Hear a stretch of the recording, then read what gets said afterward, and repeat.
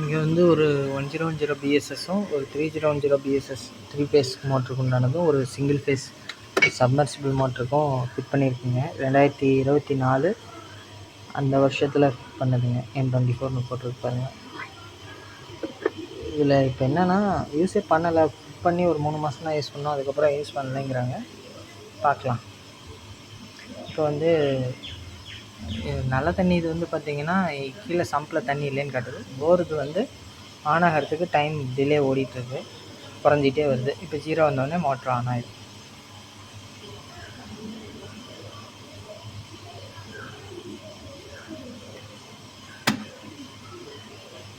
அஞ்சு 5.5 ஆம்ஸ் எடுக்குது. இதுலேயும் அதே தான் காட்டுது. 5.3 5.3 தான் காட்டுது. Face 3 394 volt. ஓகே, எல்லாம் கரெக்டாக தான் இருக்குது. சேம் டு சேம் தான் இருக்குது. ஆன் ஆகிடுச்சு. இப்போ மோட்ரு ஓடிட்டுருக்கு. டேங்க்கு ஃபில் ஆனால் கட் ஆஃப் ஆகுதான்னு செக் பண்ணோம். மேலே போய்ட்டு ஃப்ளோரை செக் பண்ணலாங்க.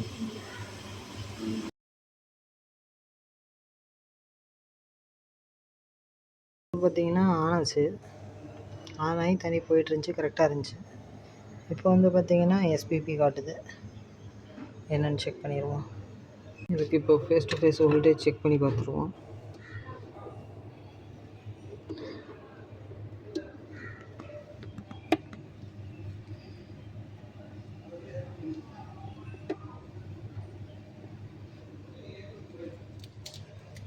நானூற்றி 10 வருது.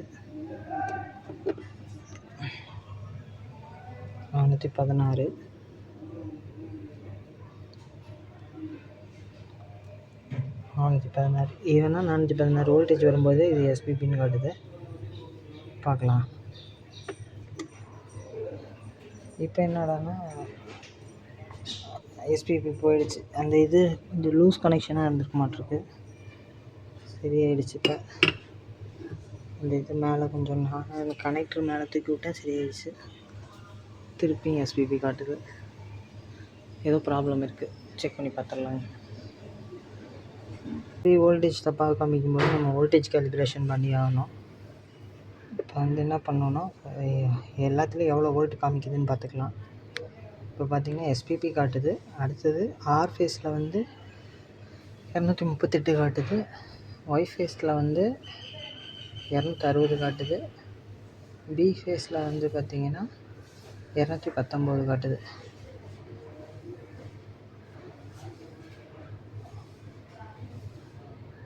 இந்த மாதிரி எஸ்பிபின்னு காட்டும்போது ஃபஸ்ட்டு இந்த யூனிட்டில் இருக்கிற சைடில் இருக்கிற பட்டனில் இதை வந்து சென்டராக வச்சுக்கணும். ஆட்டோ ஆஃப் பைபாஸ்ன்னு இருக்கிறதுல ஆஃபில் வச்சுக்கிட்டு நம்ம இந்த ப்ளூ கலர் பட்டன் அழுத்தி பிடிச்சிக்கிட்டு இந்த சைடில் இருக்கிற சுவிட்சை போட்டோம்னா, ஆட்டோவுக்கு போட்டோம்னா செட்டிங்ஸ்குள்ளே போவோம். செட்டிங்ஸ்குள்ளே போயிட்டு கடைசி செட்டிங்ஸில் அது இருக்கும், சிஏவின்னு ஒரு செட்டிங்ஸு. அதுதான் கேலிப்ரேஷன் வோல்டேஜ் தப்பாக காட்டும்போது அதை கொஞ்சம் குறைச்சி வைக்கிறதுக்கு அந்த செட்டிங்ஸ் யூஸ் ஆகும். என்ன பண்ணணும், செட் அழுத்திக்கிட்டே வரணும். எஸ்என்எஃப்னால் அது நெக்ஸ்ட்டு செட்டிங்க்கு போகிறது. அந்த இடத்துல மட்டும் நம்ம 1ன்னு கொடுக்கணும். அப்போ அடுத்த செட்டிங்ஸ் காட்டும். அந்த சிஏஎஃப்விங்கிற அந்த கேலிப்ரேஷன் வோல்டேஜுங்கிற செட்டிங்ஸ் வர வரைக்கும் நம்ம அந்த மாதிரி அழுத்தணும். இப்போ எஸ்என்எஃப்னு வந்துருச்சு. இந்த இடத்துல நம்ம 1ன்னு கொடுக்கணும். திருப்பியும் போயிட்டே இருக்கணும். அந்த செட்டிங்ஸ் வர வரைக்கும் அழுத்திக்கிட்டே இருக்கணும் செட்டை.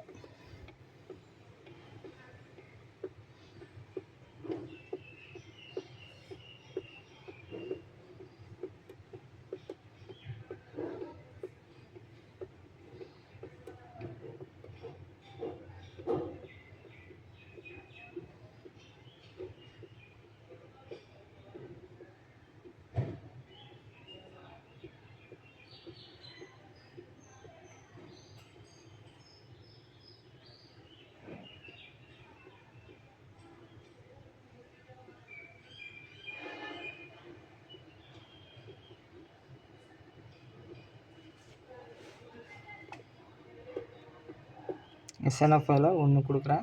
இந்த சிஏவி இந்த செட்டிங்ஸ் நமக்கு வந்துடுச்சு. ஆர் வோல்டேஜ் வந்து பார்த்திங்கன்னா ஒரு 10 வோல்ட் அதிகமாக காட்டுது. அதனால் கொஞ்சமாக குறைச்சி வைக்கிறேன். 10 பாயிண்ட் இதுலேயும் நான் குறைச்சி வைக்கிறேன். ஒய் இது வந்து பார்த்திங்கன்னா ஒரு 20 வோல்ட்டு கிட்ட கம்மியாக காட்டுது. இதில் ஒரு 25 குறைக்கிறேன். 20 வோல்ட் அதிகமாக காட்டுது. வர்றது வந்து 240 வருது. இது காட்டுறது வந்து 260ன்னு காட்டுது.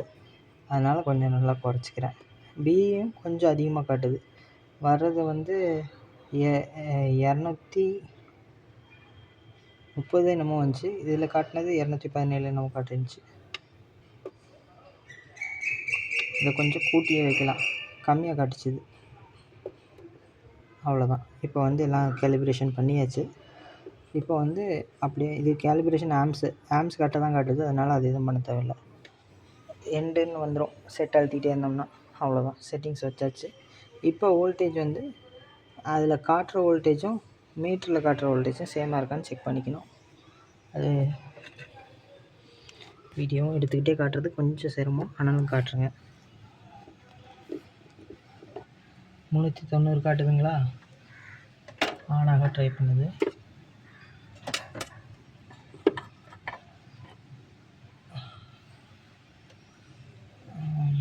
மீட்டரில் 233 காட்டுதுங்க. ஆறுக்கும் நியூட்ரல் போச்சு பார்த்தா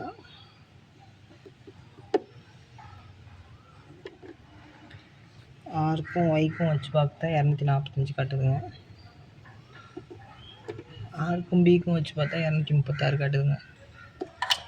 சரிங்க. அதாவது 3 ஃபேஸோட வோல்டேஜும் ஃபேஸ் டு நியூட்ரல் வோல்டேஜ் வந்து பார்த்திங்கன்னா ஓரளவு ஈவனாக இருந்தால் மோட்ரு வந்து ஸ்டார்ட் பண்ணால் இந்த யூனிட் வந்து அலோவ் பண்ணும். அதே ஒரு 40-50 வோல்ட்டுக்கு மேலே டிஃப்ரென்ஸ் வந்துச்சுன்னா நம்ம யூனிட் என்ன பண்ணோம்னா ஆட்டோமேட்டிக்காக எஸ்பிபின்னு சொல்லி ட்ரிப் பண்ணி விட்ரும். இப்போ அந்த மாதிரி தான் ஆயிருந்துச்சு. இதில் யூனிட்டில் வந்து கொஞ்சம் வோல்டேஜ் தப்பாக காமிச்ச ப்ராப்ளம் இருந்துச்சு. அதை கேலிப்ரேஷன் பண்ணி இப்போ நம்ம சரி பண்ணிட்டோம். மோட்ரு வந்து இப்போ ஆன் ஆக போகுது. அவ்வளோதாங்க, இங்கே இந்த ப்ராப்ளம் சால்வ் ஆயிடுச்சு. இனி இப்போ தண்ணி மேலே ஏறும், ரன் ஆகும்.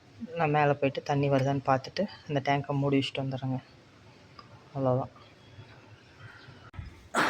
இங்கே இந்த வீட்டில் என்ன பண்ணியிருக்காங்கன்னா போருக்கும் ஆட்டோமேட்டிக் போட்டிருக்காங்க, நல்ல தண்ணிக்கும் ஆட்டோமேட்டிக் போட்டிருக்காங்க. நல்ல தண்ணி நிறையா இருக்கும்போது உங்கள் போரோட கேட் வால்வ் க்ளோஸ் பண்ணி வச்சுருக்காங்க, யூனிட்டையும் ஆஃப் பண்ணி வச்சுருக்காங்க. என்ன ஆகுதுன்னா நல்ல தண்ணி டேங்கில் குறையும் போது நல்ல தண்ணி தொட்டிக்கும் போகும், உப்பு தண்ணி தொட்டிக்கும் போகும். நல்ல தண்ணியே ஆன் ஆகி ரெண்டுக்கும் போகிற மாதிரி கொடுத்துருக்காங்க. அதே மாதிரி நல்ல தண்ணியை எல்லா இடத்துக்கும் யூஸ் பண்ணிக்கிறாங்க. போர் தான் தேவைங்கும்போது போரோட கேட் வால்வ் ஓப்பன் பண்ணிக்கிறாங்க. நல்ல தண்ணியோட கேட் வால்வ் க்ளோஸ் பண்ணிக்கிறாங்க. போர்லேருந்து இப்போ தண்ணி போய் போரோட டேங்க்குக்கு போய் ஊற்றும். தண்ணி நிறைஞ்சோடனே ஆஃப் ஆகிடும். அந்த மாதிரி யூஸ் பண்ணிகிட்ருக்காங்க. நல்ல தண்ணி இருந்தால் உப்பு தண்ணி டேங்கை யூஸ் பண்ணுறதே இல்லை. உப்பு தண்ணி தான் இருக்குங்க பட்சத்தில் உப்பு தண்ணி டேங்க்கை யூஸ் பண்ணுறாங்க, நல்ல தண்ணி டேங்க் க்ளோஸ் பண்ணி வச்சுக்கிறாங்க. இந்த மாதிரிலாம் இவங்க யூஸ் பண்ணிகிட்ருக்காங்க. இது தொட்டிக்கிட்ட ஃபோனை காட்டுறதுனாலே கொஞ்சம் பயமாக தாங்க இருக்குது. உள்ளே விழுந்துருமோன்னு.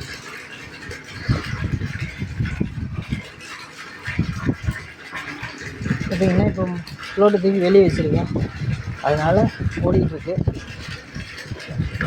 ஃப்ளோட்டை தலைகீழ திருப்புறோம், தண்ணி வர்றதை ஆஃப் ஆகுதுன்னு பார்க்கலாங்க.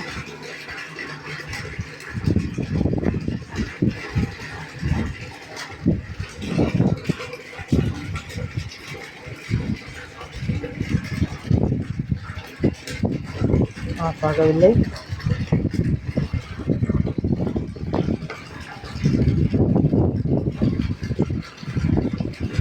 சரி, ஒருவேளை இந்த டேங்க்கில் இருக்க ஃப்ளோட்டு தான் இதோட ஃப்ளோட்டுன்னு நினைக்கிறேன். செக் பண்ணி பார்க்கலாங்க.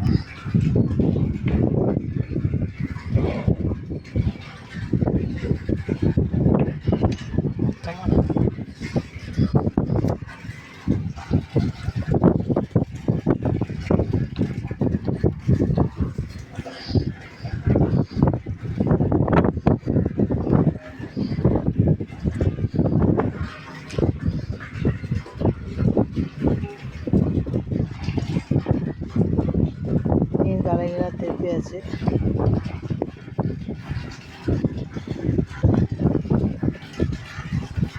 ஆஃப் ஆகவே இல்லை.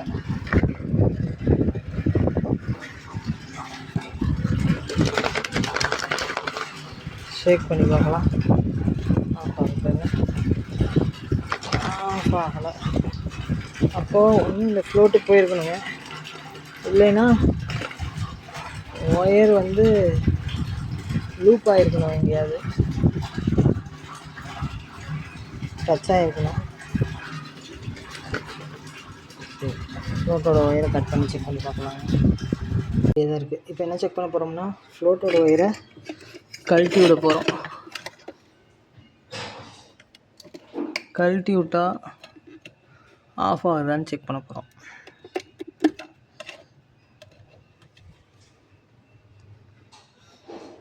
ஃப்ளோட் ஒயரை கழட்டியாச்சு. இப்போ கண்டிப்பாக ஆஃப் ஆகணும். ஆஃப் ஆகலைன்னா யூனிட்டே ஃபால்ட்டு. ஆஃப் ஆகிடுச்சு.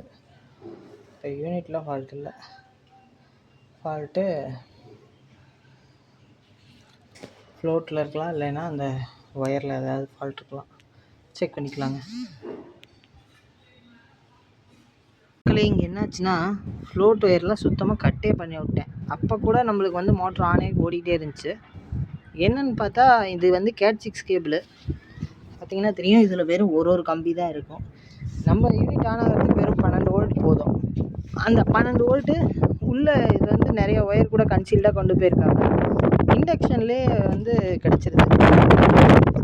ஒயரே கட் பண்ணி விட்டாலும் மோட்ரு ஆன் ஆகிட்டே இருக்குது. மோட்ரு ஒயரை யூனிட்லேருந்து கழட்டினா மட்டும்தான் ஆஃப் ஆகுது. யூனிட் நல்லா இருக்குது, ஆனால் இண்டக்ஷன்லேயே ஓடிக்கிட்டே இருக்கிறதுனால கட் ஆஃப் ஆகலை. அப்புறம் உப்பு ஃப்ளோட்டு, இந்த ஃப்ளோட் வந்து ஆல்வேஸ் கன்டினியூட்டி வந்துக்கிட்டே இருக்குது. இதை மாற்றணும். நல்ல தண்ணி ஃப்ளோட்டோட வந்து நல்லா இருக்குது. அவ்வளோதான். இன்றைக்கி ஒர்க் முடிஞ்சிச்சு. இன்னொரு நாள் இன்னொரு ஒர்க்கில் பேசுகிறேன்.